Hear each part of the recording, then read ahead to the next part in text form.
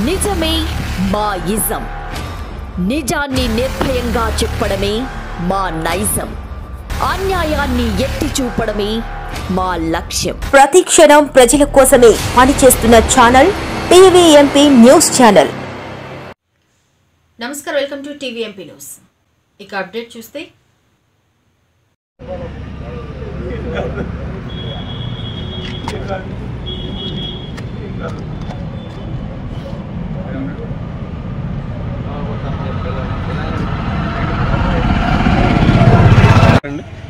నమ్మకం లేకపోయినా కూడా ఏదో డాక్టర్ మీద నమ్మకంతో వచ్చాం. సజెషన్ చెప్పి దూరం పోలేక ఉండి లేక దీనికి కూడా కొంత డబ్బు సజెషన్ చేశారు. అంతని మా పేదవాళ్ళ వండి లేవు అని చెప్పని కొంత డబ్బు పేమెంట్ చేస్తేనే హాస్పిటల్లో జాయిన్ చేస్తున్నాం సార్. దానికి బిల్లు కూడా బిల్లు అడిగితే బిల్లు దీనికి ఇయ్యరన్నా ఎవరు ఆరోగ్యశ్రీ అని అన్నారు కదా, మళ్ళీ ఎంత అడిగారు డబ్బులు? 1,50,000 అడిగారండి. అడగటం 50,000 మన ఆర్ఎంపీ డాక్టర్ గారు మాట్లాడి అవసరం లేదమ్మా ఏం పర్లేదా మాట్లాడి సెట్ చేశారు. ఆ డబ్బులు ఇచ్చిన తర్వాత బిల్లు ఇవ్వమంటే బిల్లు ఇవ్వమన్నారు. లేక అంతే జరిగిందండి. ఇప్పుడే తీసబంది పిల్లలని తీసుకెళ్ళండి అయిపోయిందని అంటున్నారు సార్. ఏం చేయాలా మీరే మాకు కట్టాను సార్. ముందే పుట్టకలోనే చెవులేని పట్టలేదు అన్నారు. నరసరావుపేటలో ఒక ఆయన దగ్గర చూపిస్తే వాళ్ళు ఏమన్నారంటే ఈడ అంజిరెడ్డి హాస్పిటల్లో పలానా ఆయన ఉన్నాడమ్మా, డాక్టర్ పేరు రాజే ఏదో పేరు, ఆ డాక్టర్ గారి దగ్గరికి అంటే నాకు ఆ హాస్పిటల్ మీద నమ్మకం లేదయ్యా, మా ఆయన విషయంలో మోసపోయాను, నేను రానన్నా అని నేను వేరే హాస్పిటల్ అన్నీ తిప్పిన తర్వాత మళ్ళీ ఎన్ఆర్ఐకి తీసుకెళ్తే ఈ చెవులకి థెరపీకి 2 సంవత్సరాలు ఆడ ఉండమన్నారని మేము మణిపాల్ హాస్పిటల్లో అక్కడ ఉండాలన్నారని ఆడ ఉంటాకి నాకు ఏమి ఇది దారి లేక తప్పనిసరి ఈయన దగ్గరికి వెళ్ళామయ్యా, ఈ నిజవాళ్ళ ఉన్నాడని. 7 హాస్పిటల్ ఆయన అనుకోవాలి. ఆడకెళ్ళి నాకు ఈ చూసి నీ బిడ్డకి ఏం కాదమ్మా, ఆపరేషన్ చేసి నీ బిడ్డ మేము చేస్తామన్నారు. అయ్యా అన్ని టెస్టులు చేసాం. డబ్బులు అడిగారు. డబ్బులు అడిగితే నేను అంత తీయలేను ఏదో మాట్లాడుకున్నా. సరేనయ్యా నాకు ఆడితే ఇస్తానయ్యా అని మాట్లాడుకొని అన్నీ తెచ్చి కట్టి నా మనవడి ఆరోగ్యశ్రీ కింద డిసెంబర్ 2వ తారీఖున ఆరోగ్యశ్రీ కింద పెట్టారు.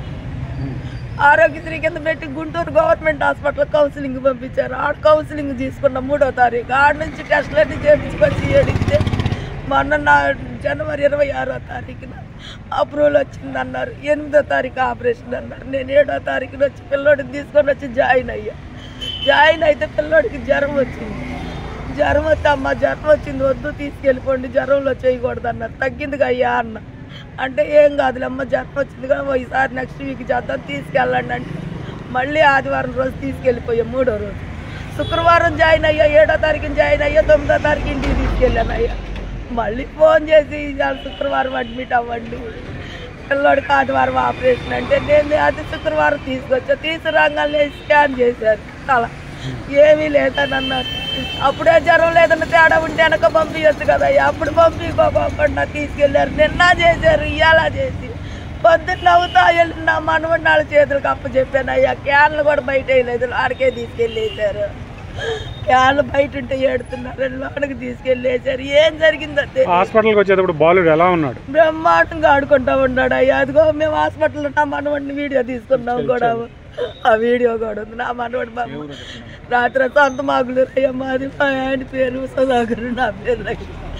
నా కొడుకు అయ్యా, నా కొడుకు అయ్యా. నా కొడుకు 2 కొడుకులు అయితే నేను నా కోటలు నా కొడుకు లేకుండా నేను తీసుకొచ్చాను అయ్యా. నా మనవడిని బాగా తీసుకున్నా, బాగా చేసుకోవాలని తీసుకొచ్చి ఈ రకంగా వాళ్ళకి అప్పచెప్పాను అయ్యా నా మనవాడిని.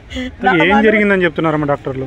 వాళ్ళు ఒకసారి ఫస్ట్ చెవటమేమో మొత్తులో నుంచి పిల్లవాడు బయటికి రాలేకపోతున్నాడు, ఇంటిలేటర్ మీద పెడుతున్నామని. మళ్ళీ కాసేపు ఆగేమో పిల్లోడికి స్ట్రోక్ వచ్చిందన్నారు. మళ్ళీ వచ్చాము జ్వరం వచ్చిందన్నారు. మళ్ళీ వచ్చి పిడిచి అన్నారు. ఇది 2:30 నుంచి చేస్తున్నారు అయ్యా. 2:30 అప్పుడే నాకు పిల్లోడు ఆపరేషన్ బాగా జరిగింది, బాగుందన్నారు అయ్యా. బాగుందన్నాక అరగంటలో పిలిచి మళ్ళీ 3 గంటలకు కడిచి నాటకాలు ఆడారు. ఇప్పుడు చెబుతున్నారు అయ్యా నీ మనవాళ్ళు లేడని.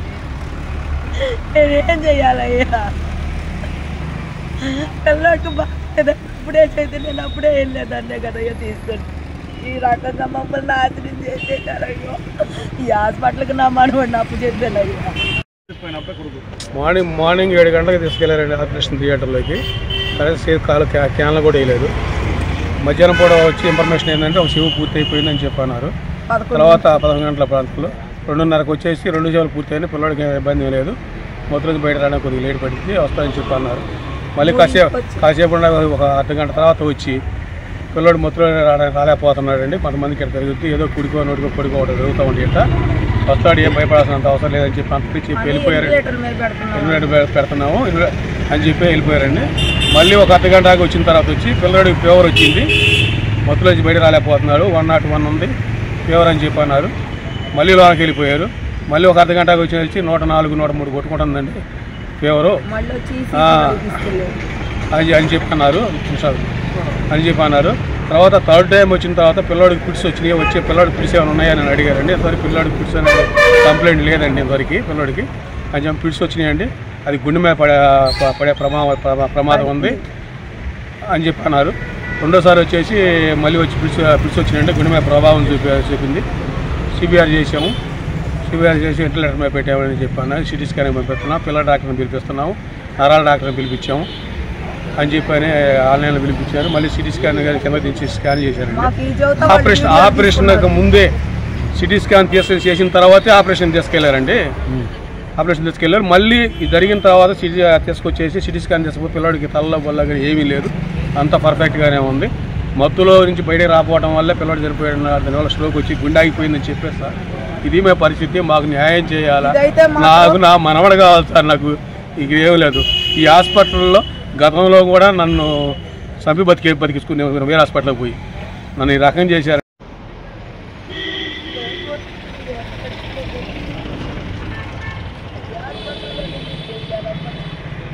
ఇవి bulletin updates. For more updates keep watching TVMP News.